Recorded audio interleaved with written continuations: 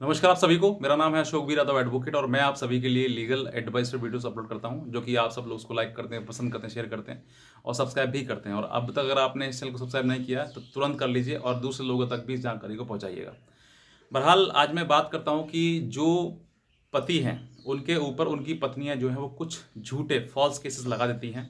सभी की बात मैं नहीं कर रहा हूँ, कुछ पत्नियाँ हैं जो अपने पति और पति के परिवार पर सेक्शन 498A 125 CRPC और 12 DB के एक्ट के तहत जो मुकदमा दर्ज करा देते हैं। आज मैं आपको बताऊंगा कि अगर 12 DB में आपके पास घर पर नोटिस आता है या सम्मन आता है तो आपको किस तरीके से डील करना चाहिए। क्या अगर क्या उसको उसको लेने के बाद कोर्ट में जाना चाहिए या नहीं जाना चाहिए, क्या इसके दुष्परिणाम रहेंगे, क्या आपके खिलाफ एक्शन हो सकता है, वही मैं आपको सब कुछ बताऊंगा कि क्या करना है ऐसे समय पर जब आपके पास में नोटिस आता है। तो आप इस चैनल को पूरा इस वीडियो को पूरा देखिएगा और चैनल तुरंत अगर आप नए हैं तो सब्सक्राइब करिएगा और दूसरे लोगों तक भी इस जानकारी को पहुँचाइएगा। आज के समय में पहले एक समय हुआ करता था कि जिस समय पर पत्नी जो है पति के साथ में ही, मतलब कहते हैं जौहर, एक जौहर था कि अगर पति नहीं है तो हम उसके साथ जौहर कर लेंगे, ठीक है, उसका मतलब ना होने पर जौहर हो जाएगा। तो और आज के समय में जो है वो पत्नी सालों साल, 1 साल नहीं, 2 साल नहीं, 10 साल और भी ज़्यादा ऐसा समय जो है अकेले व्यतीत कर देती है। वो किस सहारे? मुकदमों के सहारे।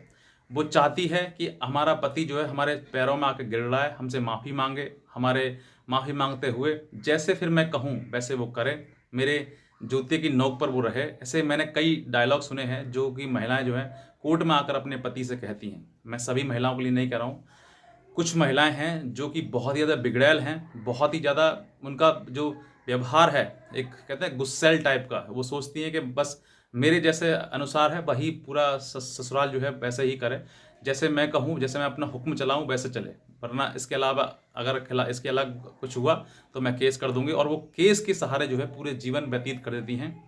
चाहे उनको ना डर समाज का, उनको डर ना अपने माँ बाप की इज्जत का, ना भाई की इज्जत का, किसी भी चीज़ का उनसे कोई परवाह नहीं है। परवाह है तो सिर्फ और सिर्फ पति और पति के परिवार को जेल भेजने की, उनको परेशान करने की, उनको हरास करने की और उसके साथ साथ खुद भी हरासमेंट होने की, बस। वरना पत्नी कोई भी हो, जो जो पत्नी के साथ में गलत हुआ है, ठीक है, थोड़ा बहुत समय होता है, पति के साथ में शादी हुई है, थोड़ा बहुत समय होता है, अगर वो साथ में रह रहे हैं तो मान लीजिए मैं कहता हूँ कि पति गलत कर रहा है कहीं ना, थोड़ा बहुत समय उसको चीज़ को एडजस्ट करने में लगता है। अगर आप अपने घर छोड़कर दूसरे घर में जा रही हैं तो उसके वहाँ के नए कानून, नए मतलब परिवार में नए लोगों के साथ में मिलना जुलना, ये थोड़ा सा मतलब थोड़ा चेंज जब आता है ना तो आपको लगता है कि अब ये हमारे साथ गलत हो रहा है, हमारे साथ टॉर्चर हो रहा है। वो टॉर्चर नहीं है, वो बदलाव है। एक पुराने घर से नए घर में जाने का मतलब एक बदलाव। तो उस बदलाव को आप झेल नहीं पाते हैं, उसको टॉर्चर का नाम दे देते हैं।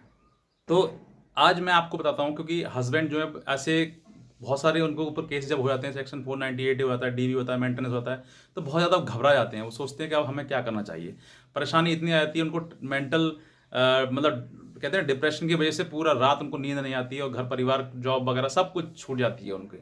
तो अब जो है वो एक साइड में रखें। और मैं आज आपको हो सकता है कि अगर आज के बाद, आज आपने मेरा वीडियो अगर शुरू से लेकर अंत तक देखा तो DB का टेंशन आपको पूरा खत्म हो जाएगा। सबसे शुरुआत में क्या होता है कि जब पत्नी आपकी DB का एक एप्लीकेशन कोर्ट में डालती है, कोर्ट में डालने के बाद वहाँ से कोर्ट जो नोटिस इशू आपको कर देता है। पहले DPO करता है, DPO उस पर रिपोर्ट लगाता है, फिर DPO आपको बुलाता है, कहीं पर बुलाता है कहीं पर नहीं बुलाता, तो वो रिपोर्ट जैसी है वैसी फॉल्स लगा देता है। तो उसके बाद कोर्ट जो है वो आपको सम्मन या नोटिस भेजता है, ठीक है। उसके बाद आपको वो नोटिस जो रिसीव होता है, अब दो रास्ते हैं यहाँ पर, रिसीव करना और फिर रिसीव ना करना। अगर आप रिसीव कर लेते हैं तो कोर्ट को ये पता चलता है कि आपको जानकारी हो गई है। वो नोटिस जो है, सम्मन जो है वो आपको इसीलिए भेजा जाता है कि आपकी पत्नी ने आपके खिलाफ जो है वो ये केस इस कोर्ट में दायर किया है, तो आपको इस समय पर आना है, ये इस तारीख को इस समय पर आना है, बस ये इतना होता है। अगर आपने वो रिसीव कर लिया तो कोर्ट को ये पता लग जाता है कि अब जो सामने वाला व्यक्ति है यानी कि पति है, उसको ये जानकारी है कि आपके खिलाफ केस लड़ रहा है, तो वो अपनी फर्दर, अगर आप नहीं जाते हैं तो फर्दर प्रोसीडिंग स्टार्ट हो जाती है उसमें कोर्ट में। और अगर आप जाते हैं तो आप उसको केस को फाइट करना स्टार्ट कर देंगे। अब दो चीज़ें हैं इसमें, अगर आप नहीं जाते हैं तो कोर्ट जो है वो फर्दर मतलब एक लड़की को सुनेगा और सुनने के बाद एक तरफा अपना डिसीजन दे देगा, क्योंकि डिसीजन उसमें देना ही देना है। और अगर आप जाओगे तो आपको भी सुना जाएगा और उसको भी, पत्नी को भी सुना जाएगा। तो सुन के दोनों को जो भी एक न्यायिक प्रक्रिया के अकॉर्डिंग जो डिसीजन होगा वो डिसीजन कोर्ट दे देगा।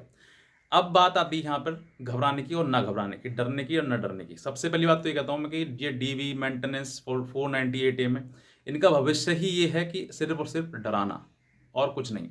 ना जेल, ना ही तो जेल सेक्शन 498A में जाते हैं आजकल, ना 125 CRPC में, ना डीवी में। लेकिन जहाँ पर ये चीज़ें मतलब ज़्यादा समझ नहीं आती हैं और ज़्यादा कुछ ऐसी आप स्टेप ले लेते हैं जहाँ पर जल्दबाजी में आप कुछ गलत कर देते हैं। गलत का मतलब ये है कि सेक्शन 498A में जैसी FIR हुई, आप वहाँ पर जाकर अपीयर हो गए, या फिर आपने देखा नहीं कि क्या मुझे करना है, तो वहाँ पर जो है जाकर आपने जल्दबाजी में पुलिस से भिड़ गए, तो फिर वहाँ पर उसने जेल भेज दिया।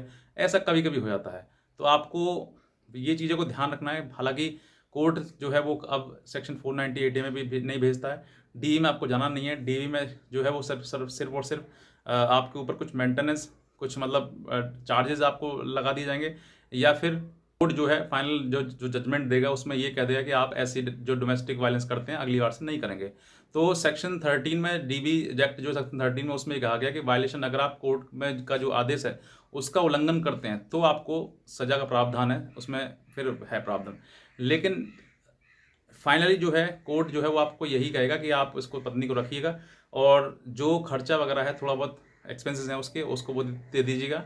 और जो कोर्ट ऑर्डर करता है, साथ ही साथ में ये ऑर्डर करता है कि आप जो है इनको अगली बार से जैसा जो डोमेस्टिक वायलेंस आपने किया है ऐसा ना करें। तो ऐसे कुछ भी आपको कोर्ट कर सकता है, लेकिन यहाँ पर सज़ा कुछ का मतलब नहीं है। सज़ा ऐसा नहीं कि आपको जेल भेज दिया जाएगा, ऐसा कुछ नहीं है।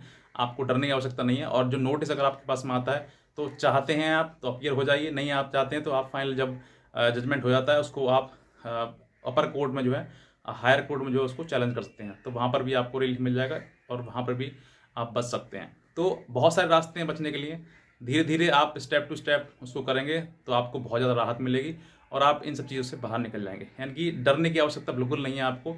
ज़रूरी है तो थोड़ा समय लेने की। अगर आप नहीं जाएंगे तो कोर्ट ऐसा नहीं आज नहीं जाएंगे तो कल कर देगी, उसमें भी साल, 2 साल, 3 साल, 4 साल लग जाते हैं। जिसमें कि महिला जो है, पत्नी जो है, वो खुद जाते जाते कोर्ट परेशान हो जाती है और फाइनली वो छोड़ ही देती है, और फिर वो कोर्ट में भी वो डिसमिस हो जाता है। कोर्ट द्वारा वो जो डीवी का केस है वो डिसमिस हो जाता है। तो बहुत सारे ऐसे केस हैं जो चलते ही नहीं है, स्टार्टिंग पॉइंट पर ही वो डिसमिस हो जाते हैं। इसमें डीवी रिपोर्ट भी झूठी लगा दी जाती है। अगर आप चैनल करेंगे तो वो भी कहीं ना कहीं झूठी पाई जाएगी, तो वो भी डिसमिस कर देते हैं। तो बहुत सारे कई रास्ते हैं जिस इसी वजह से जो है वो कोर्ट जो है इसको डिसमिस कर देता है। तो मैं आज की जानकारी, आई होप सो कि आपको समझ में आए हो। अगर कुछ जानकारी आपको और लेनी है तो आप हमारे दिए हुए नंबर पर हमारी लीगल एडवाइस भी ले सकते हैं, हमें कॉल भी कर सकते हैं। तो बस मैं इतना करना चाहूँगा। बाकी आज की वीडियो के लिए आप सभी को बहुत धन्यवाद।